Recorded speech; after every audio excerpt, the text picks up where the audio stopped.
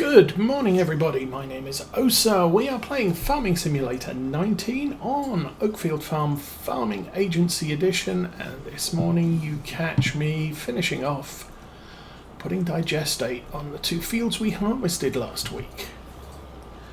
So yeah, there's all that. I've already done the other field and I'm starting early this morning. It's only about 8:30 real time, and we will be finishing a little bit early because I have to take teenage Osa out to a thing at church. So that's the introductions out of the way. As I've said, we are spreading digestate here, and as you can see from the little digestate map in the corner, it is making a difference to what's in there. Not by a significant amount. We can actually go to the digestate map here, or the nitrogen map here, and you will see that most of this field looks 40 to 60. Not 40, 60. Most of this field is 60 kilos per hectare, and we're raising it to about 100. That's good. Now, oh, this is all faded because it's been a long time since we did field analysis. Same with this here. I analysed this bit last week, but the rest of this is over a year old, so that's why the intensity of the colours is a little bit different between the fields.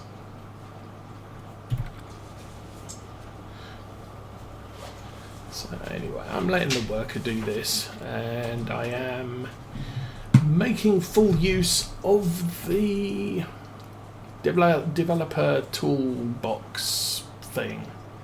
Where are you going? Dude, don't need to go back that far.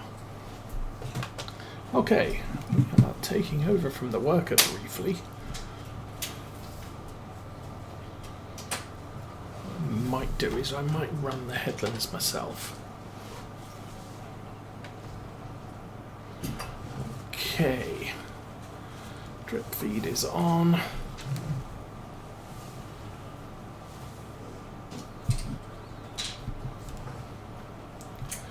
I gather from Tom Pemberton in the UK, this is going to be the only way you're allowed to put slurry on your field. I think 2024. You're no longer just allowed to open up the back and spray it all over the field. Okay, this looks like a good place to restart the worker. Oh, or maybe not. Yes, maybe. Yes, go. It's interesting. You engage the worker and the camera immediately switches back to where it was when you were using the worker last.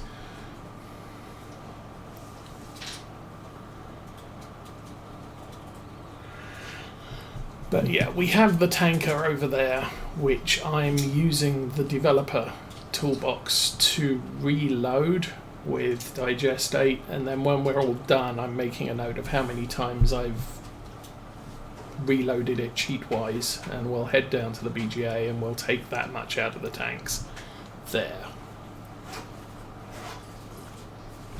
So at the end of the day, our digestate account balances. It's just that running down to the BGA and back usually involves not spreading the field as efficiently as I could be.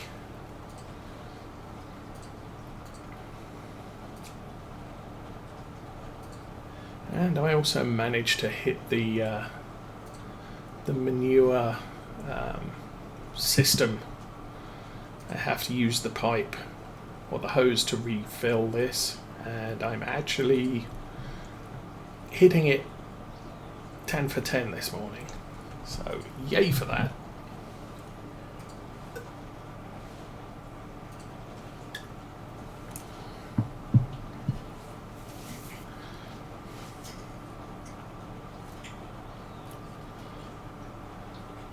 So when it comes down to Farm Sim 22 and our migration there, I am definitely holding off on that for a while. From what I hear from Oxygen David's Discord, he probably won't have anything until spring, which is fine. He's had to completely redo Calmsden Farm. He had it pre-released for 19 and had his testers just run through it there, but apparently he had a problem porting it over to 22. A lot of the textures didn't take, so he's basically having to completely redo the map for 22. Now I gather it's not a big map. I don't know what that means. Possibly Marwell Manor size. Not particularly huge when compared with Oakfield, but yeah, it's what it is. It's gonna be a genuine feel British map. I believe Alien Jim he already sent No Man's Land to Giants, and they kicked it back to him because it has his logo on the map, and apparently Giants are being very, very careful about logos included on maps. I don't know if there were any other issues they found, but they did insist that get fixed. So you're not likely to see sort of acknowledgement panels anywhere on the map saying, thanks to my testers and whoever their testers are. Now that didn't happen under FS19, and it's being speculated that this is Giants being very careful as opposed to, Focus Interactive carried the legal and financial burden for everything. And because this is now self-published by Giants, that's going to be their thing. Oh, I didn't pull far enough forwards. Going forwards. Let's pull up there. So there's that. And there was someone else they'd mentioned was close to having a map available. That. Jump in, turn the thing on. But the big problem I have with Farm Sim 22 at the moment is the inconsistencies. For example, all the subsoilers do different things. I think dependent on manufacturer. So the Kuhn subsoiler is completely different from the yellow one. They produce different textures. One produces rocks, the other one doesn't. And some produce weeds and others don't. And it's very inconsistent when it comes to what it's supposed to do. And do I need to turn that up? It looks like that dropped off. Close the tap, drop that on the floor. We'll jump in here. And all I'm doing at the moment is digestate, fill it up. So we can just say a worker just took that down to the BGA and refilled it, and we will settle the account later. So that's the second time I have done that. Jump in the tractor and back up. Ugh.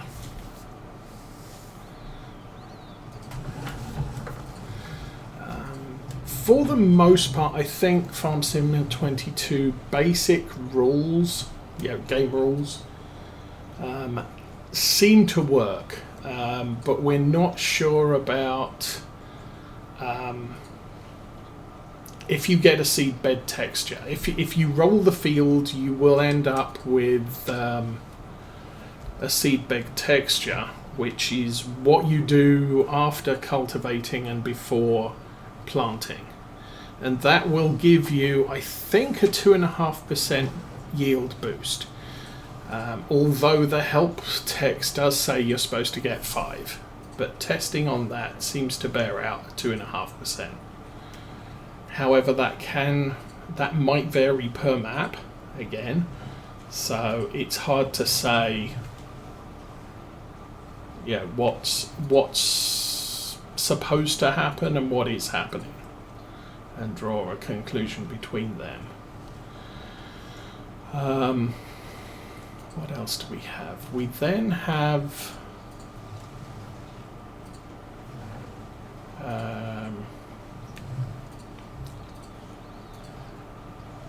but anyway, so yeah, if you roll the fields, you're supposed to get a bonus yield. If you mulch the field after harvesting, so you harvest, you mulch, and then you do all the ploughing and cultivating and stuff. Supposedly, mulching gives you the same bonus, but it looks like it's the same bonus, it's not stackable. So you're not going to get a bonus for mulching and a bonus for rolling, at least at this point. Now, Giants could fix all that and just say, whoops, we got it wrong. Here's how it's going to happen from now onwards. So there's questions. The production of weeds, again, very inconsistent. I have a suspicion that seeders which have built-in harrows promote weed growth. But it looks like weeds aren't the random event that they are in 19. So you don't end up with weeds just popping up randomly. It's a triggered event based on equipment you have used on the field. So that's nice because it's controllable.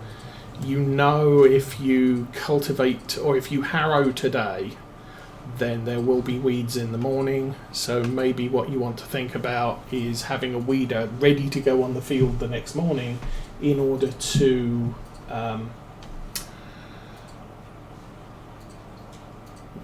deal with them. And good morning, Mr. Micah, and welcome to the stream, first time chatter. How are you doing today?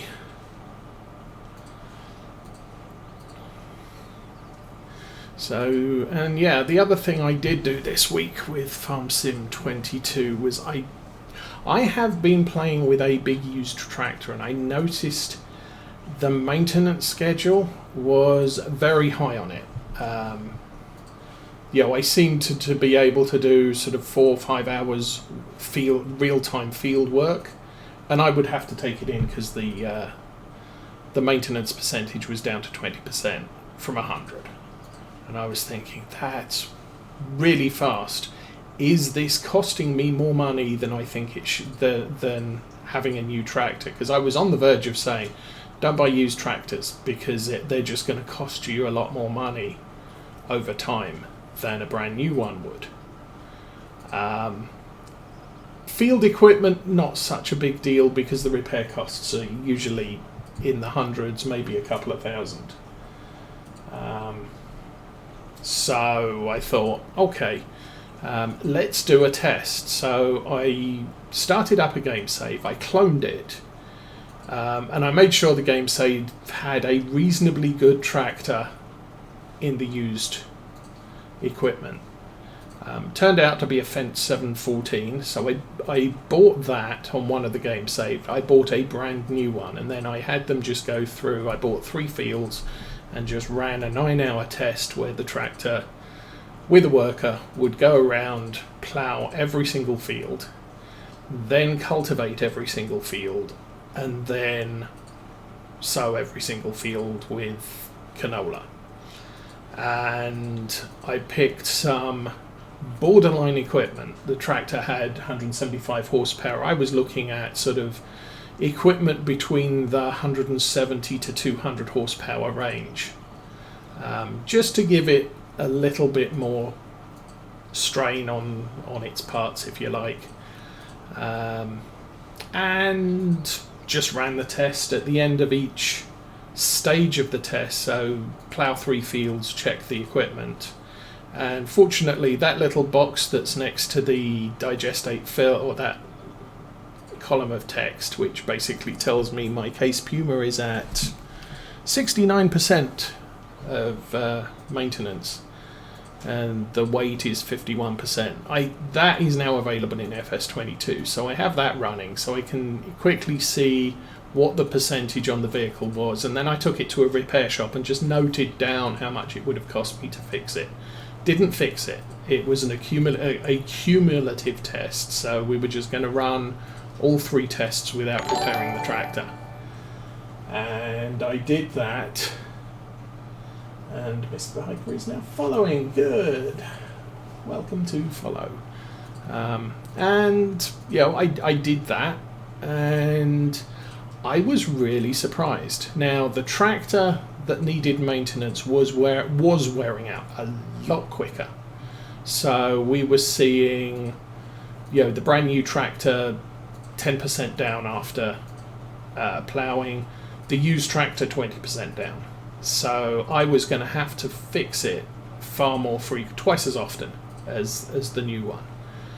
But the cost to fix was exactly within error, exactly the same for each tractor. So while the brand new tractor was only at 90% after doing a task, the repair bill was $1,500.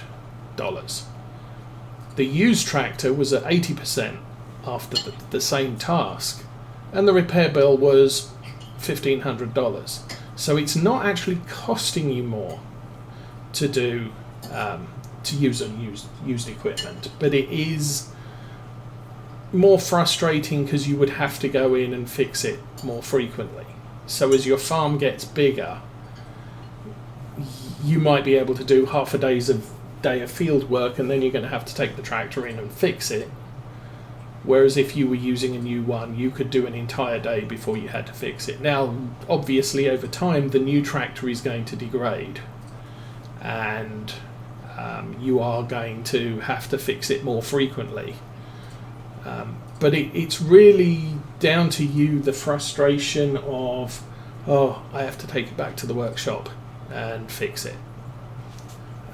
From my mind, not too big a deal, because there is a workshop available that costs $1,000 to place on your farmyard. So, you can get around it that way. I'm taking over, Mr. Worker. But it was an interesting exercise, and as I said, I was really surprised by the results. Probably not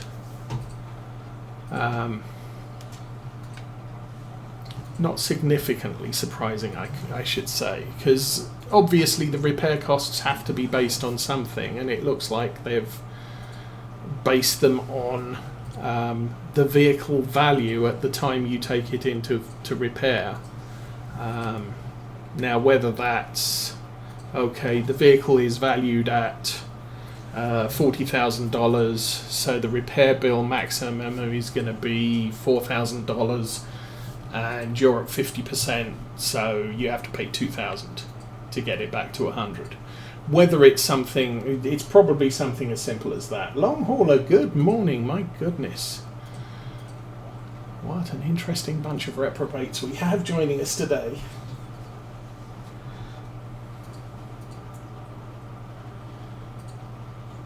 Yes. So, yeah, and I think someone did comment when I posted my findings. They did suggest that, if I'm repairing a case puma, the repair bill should be the same whether it's new or old, because it's the same parts that are wearing out. And if you think about it in real life terms, my 10-year-old car costs a lot more to repair than my 5-year-old car for equivalent things, partly because my 10-year-old car is a foreign car and a sports sedan, so it's a little bit better apportioned than my SUV, which is just a basic run-of-the-mill SUV. However, part of it is because of the difficulties sourcing replacement parts. So, my car, needs stuff that isn't readily available anymore, and they don't. That manufacturer has gone bye-bye. So, do you ever have dealings with SDI? Who or what is SDI?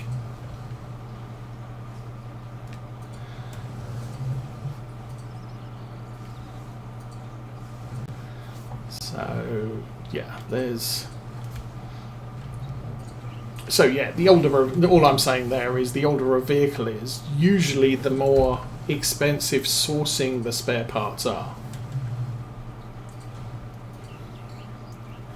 And also, when it comes to my car, the number of car mechanics who can and will work on it is a lot fewer these days than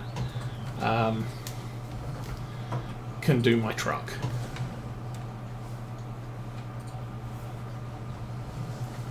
So sometimes there is that specialty cost of you're paying for a guy who is the only one within 20 miles of where you live, or 40 miles of where you live. I'm really making a mess of this. How are we doing? We've got 365. I'm probably going to have to top this off. And I will. I'm going to have to swing it the other way. Oh, video card software. No, I don't think I do. What am I on? I'm on NVIDIA GeForce, so I use NVIDIA drivers and stuff. Oh, it's a steel mill. SDI. Possibly. I must admit, I don't deal with purchasing for my company. I deal with sales order processing as a programmer. So I know more about customers than I do about vendors. However, that said, some of our vendors are also customers. If you think of, probably not giving much away, but US Steel is a big steel manufacturer. They manufacture their own steel. Or they manufacture steel, should I say. But they have, big plates of steel, big bars of steel. They are big, big stuff. And we get our steel, or some of our steel, from them, obviously. So, that sounds like I left the thing running.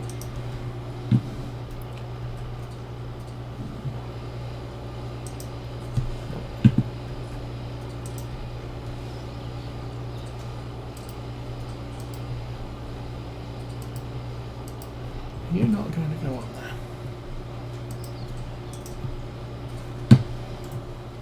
I need to get in there. Okay, I think I did make a bit of a mess there. So what I'm going to do is put that back on there. We need to put that back on the tractor. I didn't realise that that was full. Open the pipe up. Yeah, there we go. The problem is if I don't turn off the pump, then what happens is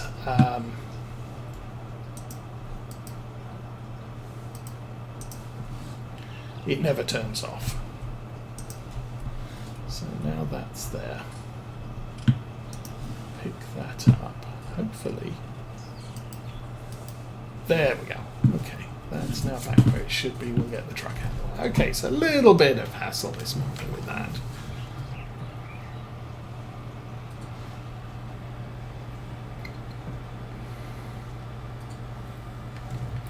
We'll get that turned round.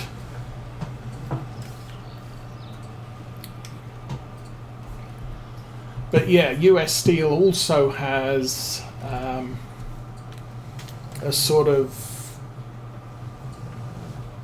they will fix stuff as well. Now, obviously, what they don't need is big plates of steel to fix a small patch.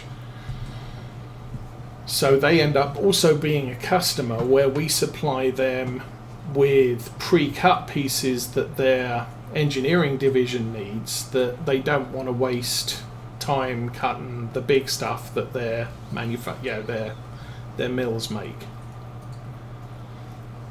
Whereas someone like a car manufacturer, they're just going to buy steel from us, cut to size or whatever. So, as I said, SDI is possibly one of our customers, but not necessarily a customer I am intimately aware of. I tend not to deal with who the customers are, just are the order entry programs working, yes or no. Okay, where are we? Let me turn that on, and I might just be able to do that. Okay. We're going to take all of this back to the yard, and then I am going to need to take the truck down to the BGA, because I need to throw away 60,000 litres of digestate from the tanks there.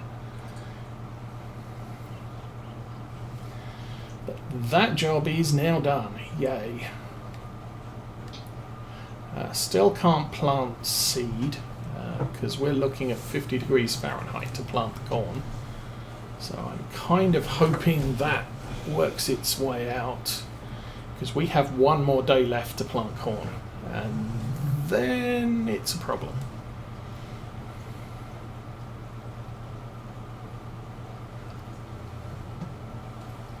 Oh look, it's our famous I want to be banned.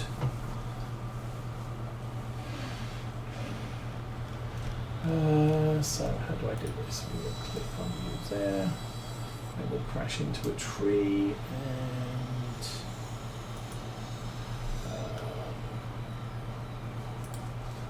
you can be reported for spam and sending malicious links, and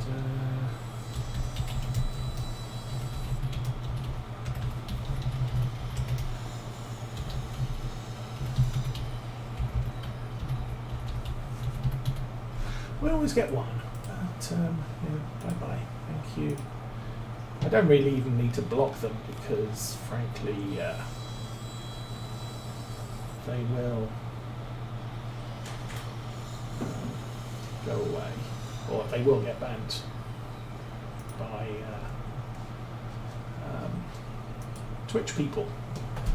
Happy. We have... Oh, thanks, truck. Fortunately, I can extricate myself from the ditch, and we can continue on our way.